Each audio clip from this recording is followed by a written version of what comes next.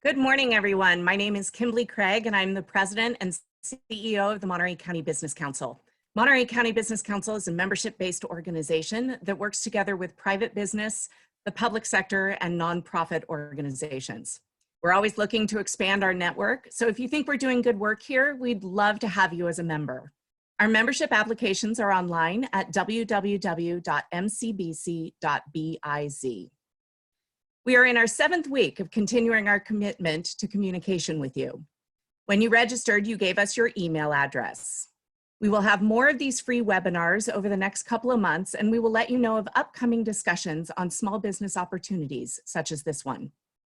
I do want to thank our partners, the Small Business Development Center, the City of Salinas, and the County of Monterey.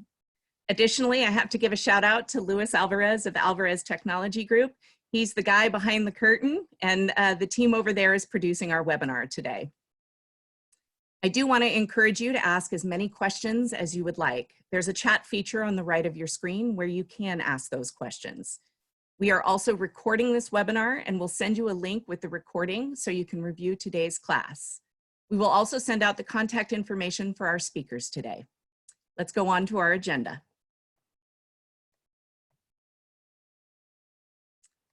So today we have a California's business checklists with Cindy Merzon, the director of Cal Coastal Small Business Development Center. There's a roadmap in place that explains what different businesses need to do in order to successfully reopen. And then we're going to talk to some industry experts. We'll have Paul Farmer, small business, talking about small business and reopening small business. He is the president and CEO of the Salinas Valley Chamber of Commerce. And with us for hospitality is Rick Aldinger, the general manager of Big Sur River Inn, and also an active participant with the Monterey County Hospitality Association. And lastly, we're going to talk to Norm Groot, the executive director for the Monterey County Farm Bureau. He's going to be speaking about the agricultural industry and what they've been doing during this time. And then we'll end with questions. So with that, I'd like to introduce Cindy Merzon, the director of Cal Coastal Small Business Development Center, to go over the roadmap. Cindy? Good morning, everyone, and thank you for joining us today. The purpose of today's series of presentations is to provide you with information to help you make decisions about how and when you might want to reopen your business. It's to put you in control as much as possible. The Cal Coastal Small Business Development Center, also known as the SBDC, is here to help you at no cost to you with your reopening plan if you need it. So all you would need to do if you want our help is to register for services by visiting our website, www.calcoastalsbdc.com, and click on the Get Started or Request Assistance button on the COVID-19 page. I'll show you quickly what that looks like.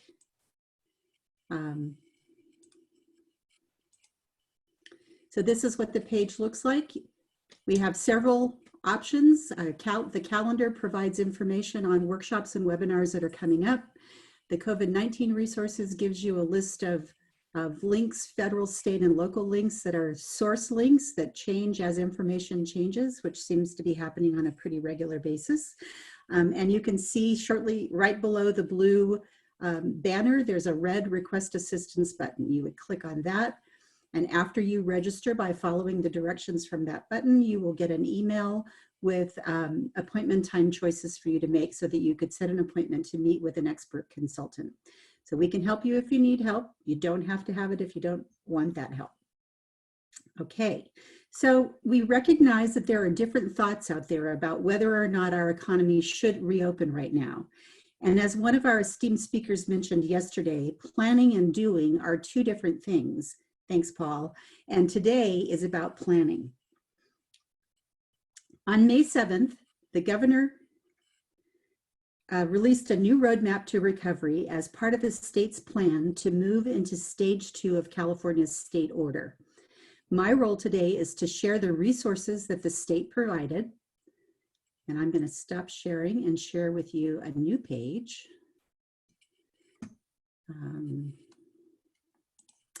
Because I want to show you what those resources are, how you can access them, and what's available. So I'm going to, okay. There we go. So you should see a new page that's covid19.ca.gov/industry-guidance. So this is part of the state's plan to move into stage 2 of the California state order. So as I said, today my role is to just provide the information to you, let you know where the resources are and how you might access those resources. So interesting part in this particular page, you'll see that says below is statewide guidance, but the guidance is for the state at large. Some counties have been approved to have a variance from that guidance. So if you want to click on that, and I'm not going to take the time to do it, but you could click on the county guidance button and find that there are some nearby counties that have qualified for variance, including San Benito County, and that allows them to have access to additional opening opportunities that other counties don't have yet. Essentially what it's saying that when you are preparing to open your business, that there are some things that every business needs to do. So every business needs to, before opening, perform a detailed risk assessment, implement a site-specific protection plan, train employees on how to limit the spread of COVID-19, including how to screen themselves for symptoms and stay home if they have them, implement individual control measures and screenings, implement disinfecting protocols, and implement physical distancing guidelines. So everybody needs to do that regardless of what industry you're in. And so really what this is about making sure, one, that your business will be safe and trying to reduce the liabilities for your business should somebody feel that you put them in harm's way if they came to your place of business. Two, to protect your employees and hopefully ensure that they don't become ill. And three, to protect your customers, as well as help them feel comfortable and safe coming back to your business. And so part of this is about making sure that they are safe, and the other is making sure that they feel comfortable that they'll be safe when they come, so that they'll come back. Just to share a quick aside, is I did a little poll and discovered that there are lots of people that I know who aren't very comfortable going back out into business right now, and I was surprised by that. And so there are people that won't even share that with you, that they're not comfortable, and there are some that are comfortable. And so there's a very big divide out there, and so you need to know who your customers are and who's willing to come back. So the industry guides are here. If you scroll down through the page, there's a guide for agriculture and livestock, one for auto dealership, childcare, communications infrastructure, construction, et cetera, et cetera. You can see that there are lots of different ones. I'm going to just go quickly to, I'll do the construction one for you, so just see the details that are in there. So they give you guidance to create a safer environment for workers. So basically what they're suggesting is that you review the guidance, you prepare your plan, not their plan, your plan, and then once you've implemented your plan, you post the checklist for the construction industry in your workplace to show your customers and your employees that you've reduced the risk and you're open for business. So this is a sample of what one of those checklists looks like. Each one for each industry looks kind of like this, but it basically says that as of this date, these are the things that I've done. So you will check off all of the things that you've done to make that place a safe place for employees and for customers. So you can go through all of them if you would like, but I'm gonna hand this over to our industry experts now to talk about what they are recommending. Excellent. Thanks so much, Cindy. I appreciate your time and your expertise. We will also have these slide decks available so that you're able to see what, when we send it out on Monday, so that you can review both the webinar and the information that's shared today. Up next, Paul Farmer, the President and CEO of the Salinas Valley Chamber of Commerce, to talk a little bit about what small business is doing and what we're working on for the Monterey County effort to get back up and running with our economy. Paul? All right. Good morning, everybody. Happy Friday. I have to say, Kimberly and Cindy are clearly very well versed in leading Zoom meetings. I, on the other hand, put a shirt on for you guys today. So Let's all be appreciative of that. My face is going to disappear. I put together just a couple of quick slides to talk to you about what the Monterey County Business Associations and others have been working on together to help provide plans for us to get businesses back reopened. So I'm going to share my screen with you right now. You guys are the first people who get to see this brand new logo for the Monterey County Business Coalition, which was hatched just last night. I said to my friend Frank Geisler, who is running the CEO of the Monterey Peninsula Chamber, he and I, the CEO of the Salinas Valley Chamber, are really taking the leadership of the Monterey County Business Coalition. I'll talk to you about which groups are in that coalition and what we've been doing. So I come to you speaking not just as the CEO of the Salinas Valley Chamber, but as one of the leaders of the Monterey County Business Coalition. So here is what we're going to talk about today as I advance to the next slide here. I'm going to talk about our strategy to help not just small businesses, but all businesses in Monterey County. I'll tell you about what steps we've gone through initially, how we were working to understand and share information regarding aid and loan programs, and then what we did to build the Monterey County Business Coalition. I'll share who the founders are and what we're doing to expand that coalition. I'll tell you some specific actions that we've taken so far and where we are now, specifically with the formation of the Monterey County ad hoc committees to make industry sector plans for reopening when the time is right. And then finally, I'll tell you about an immediate need that we have right now. It's one of the precursors required by the state for counties to be able to reopen. So I'll talk to you about that. It's regarding getting everybody that we can tested for COVID-19 for free. So that's what I'll talk about. First, the Monterey County Business Coalition started out with all of the chambers working together. Now, a number of us have lunch every other month to maintain contact with each other, to talk about areas of mutual interest. And it's nice that we have all those very strong relationships among all of the chambers in the county. Because when this stuff came up, we noticed that there were different industries that were working on plans that were specific to agriculture in the beginning, because we needed to have food and they needed to be able to work. Then there was a plan coming about for construction. We heard about plans for hospitality, and what we thought was going to be happening was a lot of fragmentation from many different industry sectors that wanted to say, hey, what about us? We need to come up with a plan. Those plans were being submitted to the county and to Dr. Moreno, who is the county health officer, ultimately the person who decides what are the rules for businesses to be reopening. We recognized that rather than have myriad different plans for specific industries, it would be more effective if we all worked together and came up with an overall plan with specific parts that addressed the particular needs of different sectors. So it started with chambers of commerce. There's a bunch of signatures there. And then we also brought into the coalition the Monterey County Hospitality Association, which had been working on developing their own plan to open up hospitality. The Monterey County Convention and Visitors Bureau, which has also worked on a plan to market our area so that we can start having tourist dollars come back in again. We also reached out to the County of Monterey, and we have representation on the coalition from the Chief of Staff of Supervisor Mary Adams. So that's our coalition currently. Those are the founders. And then we're working to expand that coalition to reach out to other associations within the county to say, here's what's going on. We want to make sure that we're listening to your voice and that you're also a part of this. So that's what we're doing. The more of us that are there at the table, the stronger our voice.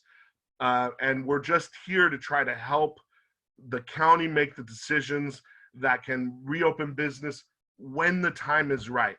And we have to just recognize that it is very much a balancing act. We are not out there picketing saying, open everything up today. We recognize the difficulty if we don't reopen with the proper protocols and measures in place, what the ramifications of that could be. But what we are saying is now is the time we need to have everything planned. We need to also look at what's going on with Governor Newsom and the state, different phases. Where are we? How do we get to the next phase? What are those plans that each different industry can open up?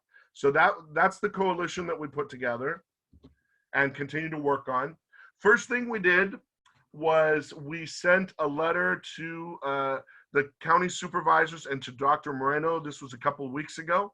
And the letter basically said, we're working together. We have been working with different industries, coming up with specific plans, and we want to work with the county to help you build those plans. So last Friday, we've been moving very quickly with things. Last Friday, we sent out to the county, and we've also distributed this to our different members. I'll tell you where you can see this document, but we put together a draft plan, emphasis on draft, to present to the Monterey County Board of Supervisors to say, we've been working on these things, we've been looking at them. Here's a general plan that may be useful for the county. So we submitted that to them last Friday, May 8th. It's available in a few places. One of them is on the Salinas Valley Chamber website at salinaschamber.com. It's on our homepage. There's a big button there that you can click that says, it says Coalition Plan for Restoring Commerce. So it's about a 10-page plan if you want to see that. But the real importance of that plan, it's easy to pick things apart and say, what about this, what about that? The real importance of that plan, in my mind, was to tell the county, we're here, we're serious, we understand that we need to move forward with developing these plans, and we're here to help. So we sent that out last Friday. And we have to be mindful of what's going on with different specific industries. We had a meeting of our coalition last Wednesday. On Thursday, the Monterey County Hospitality Association, which is part of our coalition, they decided that they wanted to put forward their plan that's hospitality specific to the supervisors. So they did that on Thursday of last week. We're taking the concepts that they're putting forth and bringing it into our overall plan. So we're definitely supportive of what they're doing and the work they've put into that. At the same time that we're working on things, we have to understand, what is the county's plan? What are they doing to help prepare businesses for opening? And what the county did was last Friday, May 8th, they released a press release that's on their website. They essentially said, we're going to form ad hoc committees with 2 county supervisors on each of those committees, and they will pull in industry professionals, local industry professionals, to help build those plans. And this next slide shows you what are those county ad hoc committees. There are 5 of them. So agriculture was, of course, the first one to have a plan to be open and working with safety protocols in place. Supervisor Luis Alejo and Supervisor Chris Lopez are leading that ad hoc committee. We're not expecting for the coalition to, for lack of a better term, butt our heads in if things are going along fine. So we're in conversations with different agriculture entities, and we expect that the ad hoc committee is going to move forward with the players who have already been working on developing those plans. But we want to make sure that we're there in case the county or the industry needs the coalition. So that's the first ad hoc committee. The second one is related to construction. Supervisor John Phillips and Supervisor Chris Lopez will be leading that committee. Construction was the second major industry in Monterey County to be able to open up. So they already have plans in place. So they're a bit down the road on that one. So good. The next ad hoc committee is hospitality, Supervisor Mary Adams and Supervisor John Phillips. So that one is one of our top pillar industries in Monterey County, as we all know, and they are not in the initial phase of reopening. So they really need to have their plan together so that all of the hotels, and not just those, but also restaurants and attractions, can reopen when the time is right. So my friend at the Monterey County Hospitality Association, Jerome Gares, is helping drive from the coalition's perspective the hospitality ad hoc with those supervisors. The fourth ad hoc committee is non-hospital medical and personal services, so we can all get our hair cut when the time is right. That's Supervisor Parker and Supervisor Adams. And again, we're reaching out to them saying, what supervisors, what is your vision for these committees? How many people do you want to have on them? What types of industries? Let the chambers and our coalition partners help you in reaching out to those people, because we know the business people and whatnot. The last ad hoc committee is religious organizations, and that's Supervisor Chris Lopez and Supervisor Alejo. We're basically staying away from that one for now. We've heard that they've already been reaching out to institutions of faith and that they should be good. But again, because the county said these are the 5 ad hoc committees we're creating, we want to make sure that we're helping support the county as best we can. I told you that as I start to come toward the end of the presentation, that the county is also using the coalition as a means to get information out to our residents. And something that we just received yesterday and started pushing out through all of the coalition's respective members is the need for the community to get COVID-19 testing. Now, we weren't promoting that last week for everybody to get testing, right? But what happens is, one of the requirements from the state in order for a county to be able to reopen is they need to have widespread testing. You have to have certain metrics of people who have gotten tested. So we're not just looking at the high risk populations now. What we now need is everybody's help to get tested so that we can have enough people tested to meet that requirement in the state's plans, right? So a couple of details about this. A person get tested without having any symptoms, and the state, for those without insurance, the state will cover the full cost of testing. So there's no out-of-pocket costs for anyone receiving the service. And just very quickly, I will mention to you, there's a flyer here on my presentation. You'll also be able to see that on chamber websites. We've been sending it out to our members. We'll put it on the Salinas Valley Chamber website later today. But let me read for you where the community testing sites are in case you can't see it on the slide. Alisal High School in Salinas, Tuesday through Saturday from 8 a.m. to 8 p.m. I'll give you my contact info at the end as well, in case you want me to just email this directly to you. The next community testing site is the Greenfield Branch Library in Greenfield. That's Tuesday through Saturday from 8 a.m. to 8 p.m. Ramsey Park Family Center in Watsonville is open Wednesday through Sunday, 7 a.m. to 7 p.m. And in Hollister, the Veterans Memorial Building is open Sunday through Thursday, 8 a.m. to 8 p.m. I have heard from somebody who's on this call that it was not super easy to get the appointment online. There is a URL where people can sign up to get the testing. It is appointment only, so you need to have an appointment if you want to get the testing done. So we hope that this is one way that the community can help Monterey County be able to reopen when the time is right. This is my last slide. I just want to remind you that I'm speaking on behalf of the entire coalition. My good friend Frank Geisler, who is the CEO of the Monterey Peninsula Chamber, and I am the CEO of the Salinas Valley Chamber. And with that, I'm gonna stop sharing. Thanks so much, Paul. Appreciate your time and your efforts. I know that it's a widespread effort to ensure that everybody is on the same page and distributing the same amount of information. The thing that really, the major takeaway on this is if you own a business but you do not have symptoms of COVID, it is still important to go get tested. We need mass testing completed in order to reach phase 2 to be able to reopen business. So thanks very much for your presentation. And we are going to actually move on to hospitality. The two major industries in Monterey County are obviously agriculture and hospitality. Hospitality has been devastated by this pandemic. And so here to speak about what hospitality has been working on is Rick Aldinger, the general manager of Big Sur River Inn, and he's also incredibly active with the Monterey County Hospitality Association. Welcome, Rick. Thanks a lot, Kimberly. Happy to be here this morning.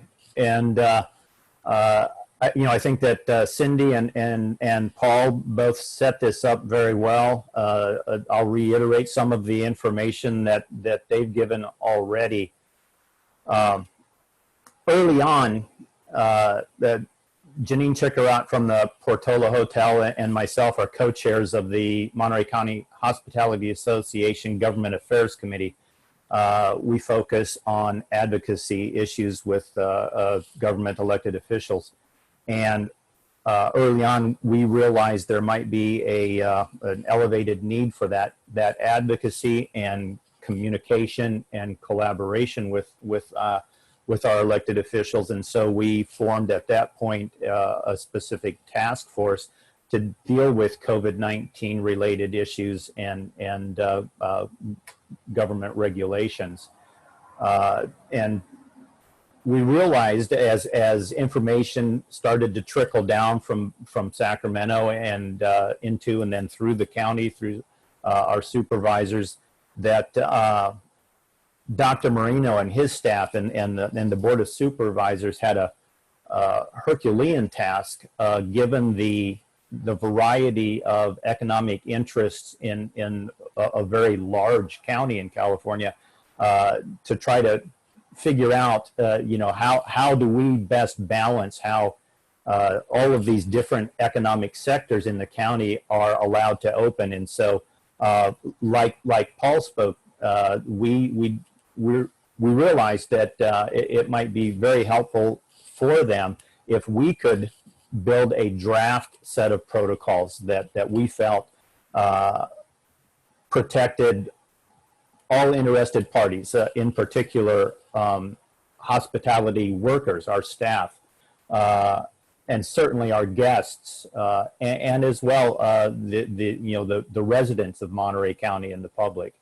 And so Janine Chickarat kind of spearheaded that effort to start building these draft protocols, and she received input from a wide variety of stakeholders in the county, in the state, nationally, corporate resources, everywhere she could, in starting to put together a set of protocols that would allow us to open, meeting the criteria that was handed down to us from the state and the county, along with what might work best to get our economy back up and running as quickly and effectively as possible. We met with county supervisors very early in that process, and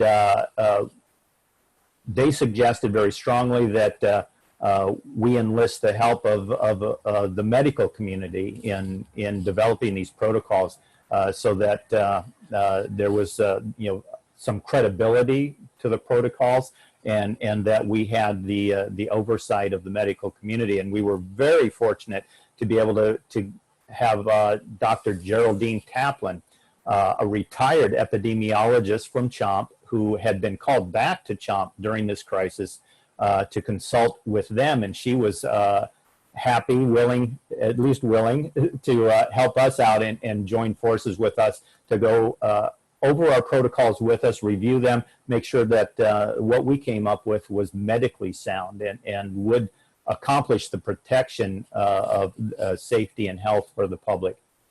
And so after many hours of hard work, we were able to submit a final draft, as Paul spoke, certainly a draft of our protocols to the supervisors last week. And they were received very positively from the supervisors, and we will continue to stay in communication with them on how those protocols will ultimately be presented to Dr. Marino, and when the time is right, that those will get implemented, and we'll be able to start opening our doors again to our guests. And I want to stress, and Paul did this too, the draft nature of the protocols. In my mind, there will never be a final draft of the protocols. This is a living document, and it's going to evolve over time as we in the industry learn of better best practices and also as the regulatory requirements from the state and the county might change and evolve over time. And so we will stay engaged in that process of refining and evolving that document to make sure that it's always accomplishing the goals that we set out to accomplish with that to the best of our ability. We have additionally implemented and publicized from the state. The California Hotel and Lodging Association has published a self-certification program for the lodging industry, and this is really a good faith gesture on the part of properties where we agree to abide by a set of guidelines, principles, best practices, as reflected in our protocols, that we are a safe place to lodge, to stay overnight. That we'll have a training component for our staff that shows that we've put forth the effort to make sure that we are providing a safe environment for our staff and certainly for our guests. And that's a great program. We encourage all lodging properties to sign on to that program and make sure that your frontline employees and everyone at your establishment is operating in the safest way possible for the good of each other and certainly for our guests and the public. Additionally, we've had MCHA has had a relationship with CSUMB and Dr. John Avella. And John Avella is currently developing a local education and certification program for all of hospitality, not just the lodging. And we think that's something, again, that everyone should be involved in, and we're encouraging that. That should be up and running soon. Something that I like about Dr. Avella's program is, unlike the state, the CH and LA program, that's a set of documents that we are allowed to learn and self-certify. Dr. Avella's program will do something very similar, but he is also including a training component to his program that I think is going to be really helpful for especially smaller properties that don't have corporate backing, so that everyone in the hospitality industry has the ability to train their staff and make sure that we're all doing this in the way that is best for everyone. That's where we're at with this today. Again, it's an evolving process, and we will stay engaged with everyone involved to make sure that we all move forward in the most positive way possible. And again, thanks, Kimberly, for allowing us to have a few minutes with you today. Thanks so much, Rick. Really appreciate your time. One thing I think that we should really emphasize is that hotel and lodging, I believe, is in phase 3 of the reopening of business. So we have to get through phase 2. We're in the beginning stages of phase 1.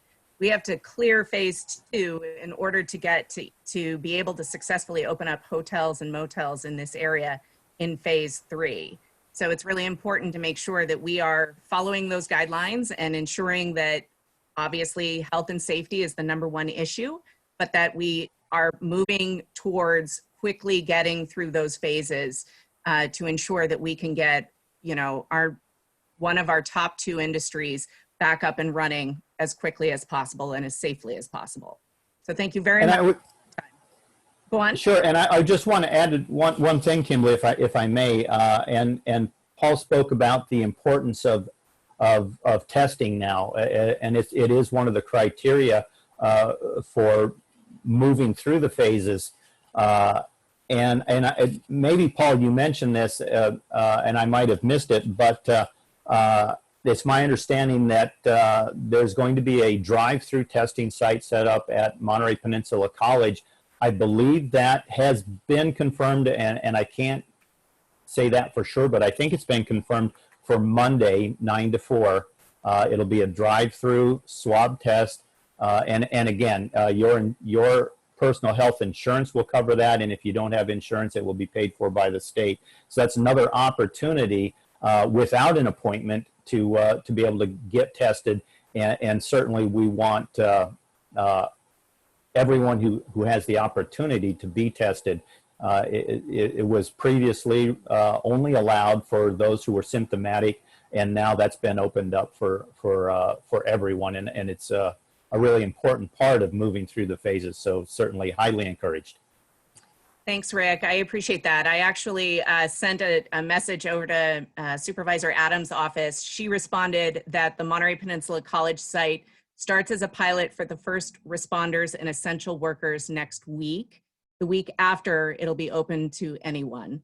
It's a partnership with Planned Parenthood, and specific details will be available starting next Wednesday for the general public.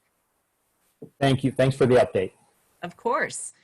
Next up, oh yes, Paul. Oh, Kimberly, I just want to mention I'm watching the web chat and answering to some people's questions. Some are asking for the flyer that I mentioned, so I'll make sure you have it, and maybe you can send it out to participants on the call so they have the details on that flyer.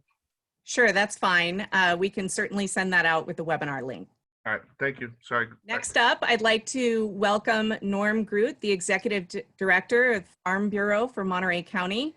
Obviously, agriculture has been affected significantly with the amount of cases that we have had here in Monterey County, but there's been incredible proactivity on the side of ag companies. And so, Norm, I'd love for you to speak a little bit about what agriculture is doing during this time. Welcome, Norm. So yes, thank you very much. And I appreciate the opportunity, Kimberly, to address what we've been doing in agriculture. And I'm going to kind of take us back to the beginning of all of this and walk through the process of where we're at right now and what we need to do to continue moving forward. So back in March, in the week of the 16th, when the shelter-in-place order was issued during that week, we realized early on that agriculture, first of all, was going to be an essential business. And second, we had to figure out how to keep our workforce healthy and safe. And so that meant we had to really look at our processes. As you probably are all aware, our harvest crews work shoulder to shoulder when they're harvesting lettuce or celery or broccoli or whatever the case may be. And we have a number of living situations where there's a number of people living in close proximity, and transportation issues where people are riding on buses to work sites on a daily basis. So we realized early on that we were going to have some significant challenges with the social distancing part of it, as well as the communication of the disease itself through contact in a number of different situations, including the home life. So we came together really fast the week of March 16th and developed a set of criteria. And we want to thank Supervisor Alejo and Supervisor Lopez, as well as the County Council, the Ag Commissioner, and the Health Office, as well as all the leaders of the local ag associations. That includes not only Farm Bureau, but the Grower Shipper Association, the Vintners and Growers Association, the Coastal Growers Association, and the California Strawberry Commission. And we had a number of quick phone calls, and this was actually kind of before Zoom, to get together and go over some language and come up with the first ever in the state advisory for ag workers to keep them safe and working in their workplaces. And the intent of this was really to provide information both to the employers as well as the employees. So we have sections on this particular document for employee hygiene, instances of what they need to do when they go home from work so that they don't contaminate people that they're living with or their families if they have been exposed.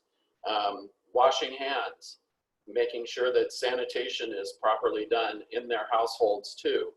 So there was a big education part for the employee related to their hygiene, not only when they're on the job, but when they're off the job also. We also have a large section detailing what to do about ill employees and looking for those signs of infection or illness when they show up for work each day, and instructions on what to do as an employer as well as an employee if someone is suspected of coming down with something. And we've gotten a lot of good advice from the health officials and others in the community. The clinicians, the hospitals have all given us some really good guidance on how to train field foremen to start looking for some of these things, and also to start taking some temperatures if they need to. And a lot of companies are now taking temperatures when the employees are reporting for work each day.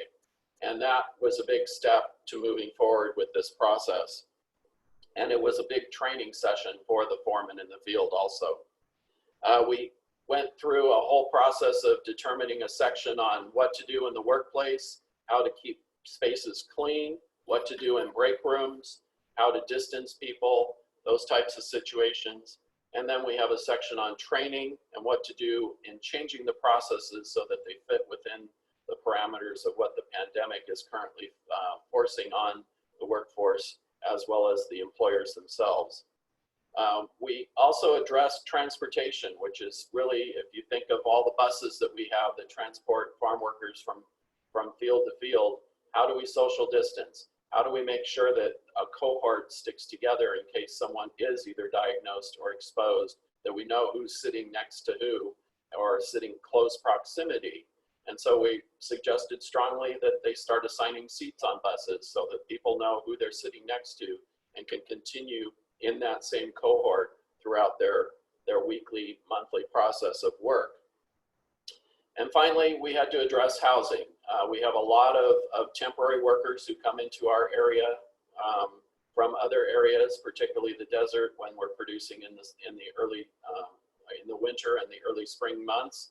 And those employees are housed in a number of different situations, including motels here in Salinas and King City, and other situations that are actually built by the employers themselves, brand new facilities such as Spreckles Crossing.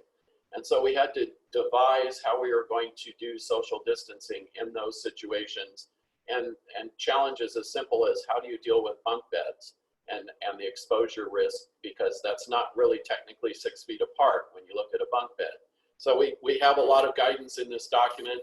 And then the last page is a whole bunch of resources that employers could use, with links to websites, available resources locally for medical advice, as well as medical facilities, and also nurses who are coming out and training crews from the hospitals on what they need to do, not only to ensure the workplace safety, but also in their homes. So this process has evolved over the last 8 weeks. We've issued 6 different versions of this document. We're working on number 7, which will probably be issued early next week. And I want to say, a lot of what we're doing was already in place because of food safety and workplace safety measures that were already required either through the Leafy Greens marketing agreement or by the state in Cal OSHA requirements. And so we had to do a lot of enhancement beyond that, obviously. But we're very lucky that we could start off with, particularly in the food safety area, that we have a lot of measures in place, that people are already doing a lot of hygiene, that they're already doing a lot of things to ensure that not only their food supply stays safe, but additionally they themselves stay safe.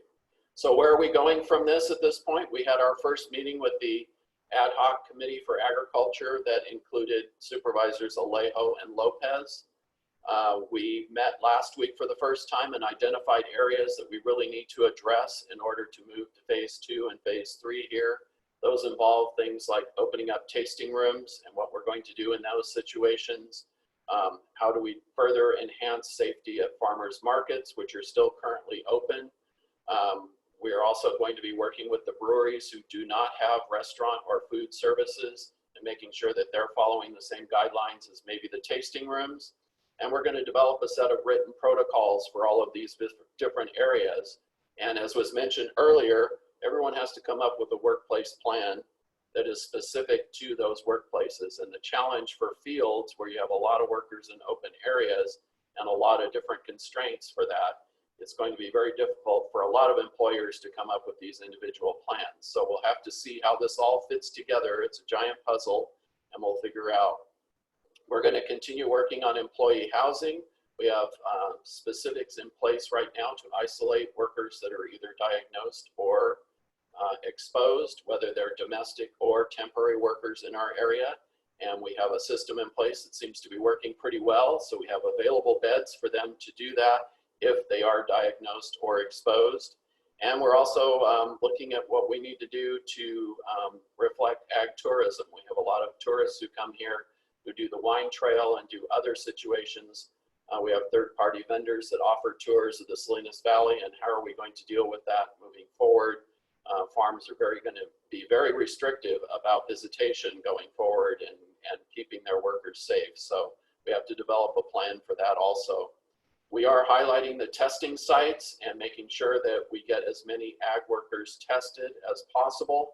And that's going out to all our collective memberships of the ag associations this week. And we're going to be pushing that highly next week. Also, the Greenfield site will really help in the Salinas Valley as far as being more centrally located rather than everyone traveling to Salinas. And I know that doesn't help you on the peninsula, but it sounds like maybe that's coming to you at some point in time also. We also have arranged for childcare if it's needed through the United Way and other services that are now available. And I do understand that farm workers are taking advantage of some of those childcare situations. And lastly, I wanted to mention that we this week completed distributing 750,000 disposable masks to agricultural workers here in Monterey County. We made an appeal to the governor that we had a critical shortage of masks here based on the number of employees that we have, not only domestic, but temporary workers coming into our place. And the governor was kind enough to ship us 750,000 masks, and we have now distributed those to the most part to small farms that have not been able to get those supplies on their own due to various different constraints. So we're very proud of where we're at, what we're doing, but we obviously have a whole lot more that we need to accomplish in the next weeks in order to make sure that we're there for phase 2 and phase 3 as those come across. Thank you for the time. I appreciate it, Kimberly, and I'll be happy to answer any questions that may come up. Thanks so much for your time, Norm. I appreciate it. We will go ahead and move on to our question and answer section of today.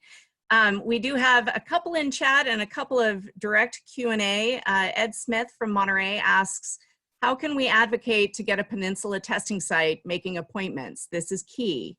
Many people work while sheltering and can't wait in line for hours in childcare. Appointments are the appropriate method.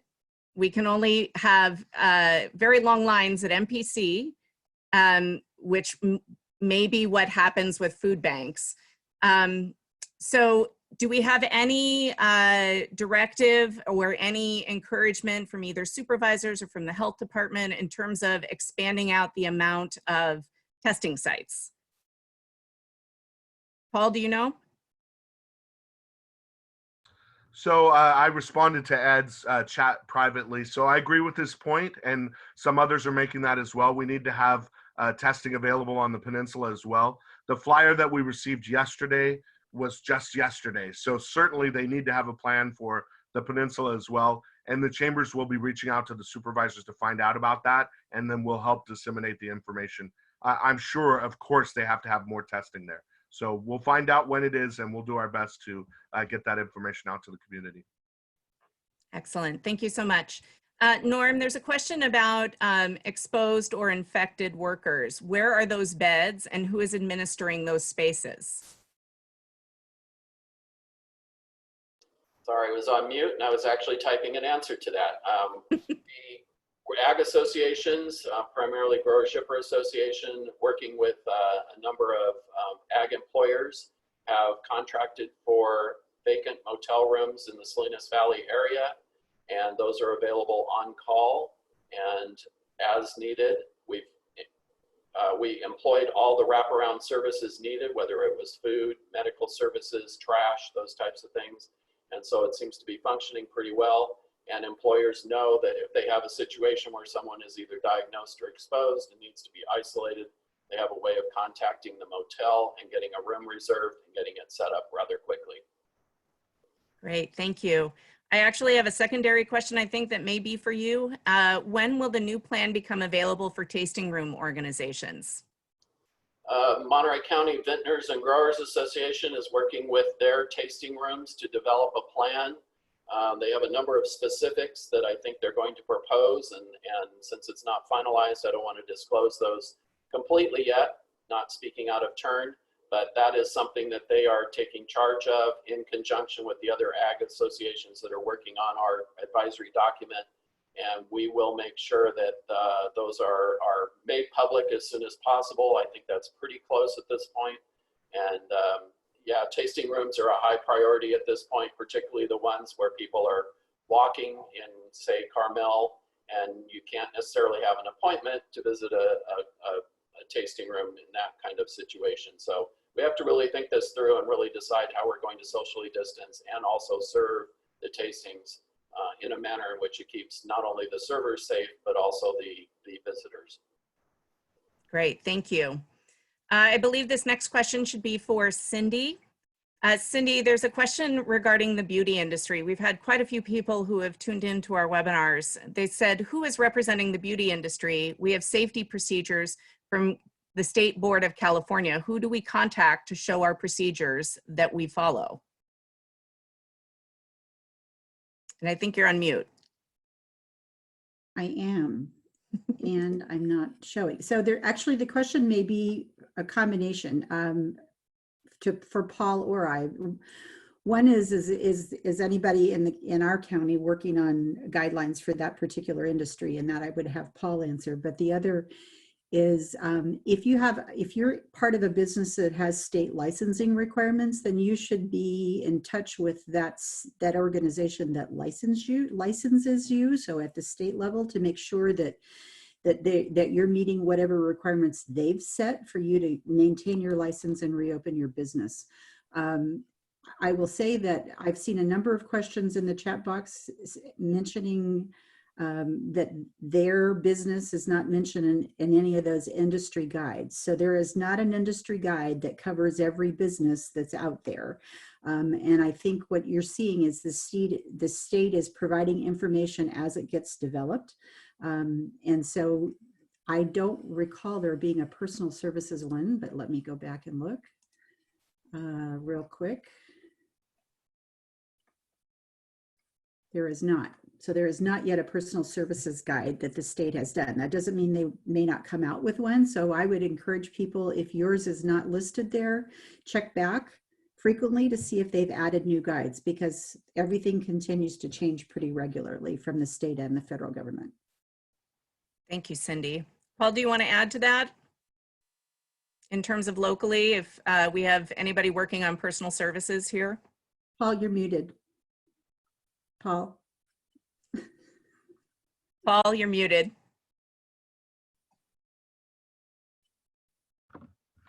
Rookie move. Sorry about that.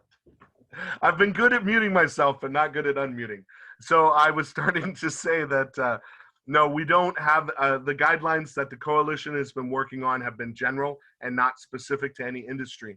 However, a number of people on this call have been asking about their particular industry and where are they. And I've been linking people to an article. It's pretty easy to find. If you go online, there's a CNN article. I just went to Google and typed in Governor Newsom's phased reopening plan, and you can very quickly have an easy to digest article that explains where things are, and then it links over to some of the things on the state website so you can identify what the status is for your own industry. And I want to point out as well that the Monterey County Business Coalition, we're moving very fast. Our meeting was late Wednesday afternoon. We created a logo yesterday, and we're currently working on a website which will link all over. I don't want to give it to you yet because we're working on it today, but we're going to make one place where it's easy for businesses to find the information they need. Right now, a lot of that information is on the county website and on the state website.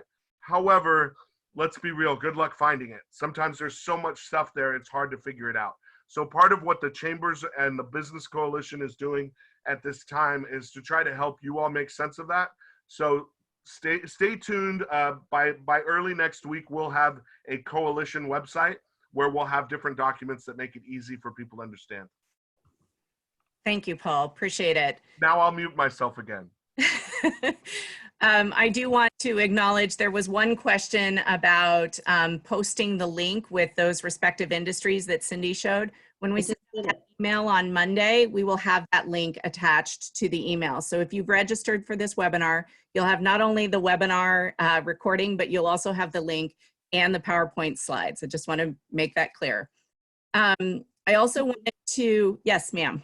I also just posted the link in that question in the chat box. So if people are following that, the link is there as well. Excellent. Thank you, Cindy. Appreciate it. I do want to ask a question. Rick Aldinger with Monterey County Hospitality Association had to jump off the call, but I'm wondering if maybe Paul or even Norm might be able to answer it. The question is, as far as restaurants are concerned, both within hotels, on property, or standalone, are they considered phase 3 along with hotels, motels, or are they phase 2? And what does that timeline look like? So Cindy or Norm, do you know? I'm not sure where restaurants, whether they're 2 or 3. I would suspect they're 3, but do either of you happen to know?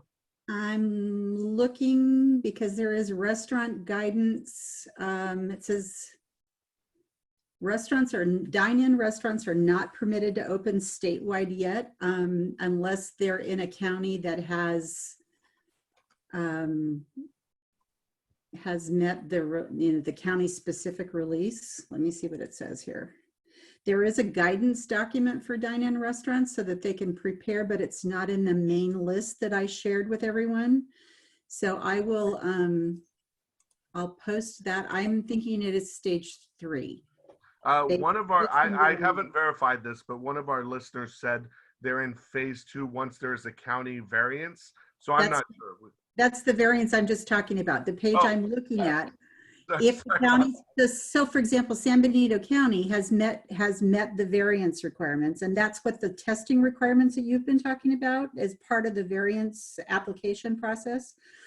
So if you're in a county that has met the variance requirements, there is a dine-in restaurant guide on the state website, and I'll drop that link as well. It's covid19.ca.gov/roadmap-counties. And I'll also drop that in the chat box. And you can see dine-in restaurants and shopping centers fall in that phase 2 if your county's met the release.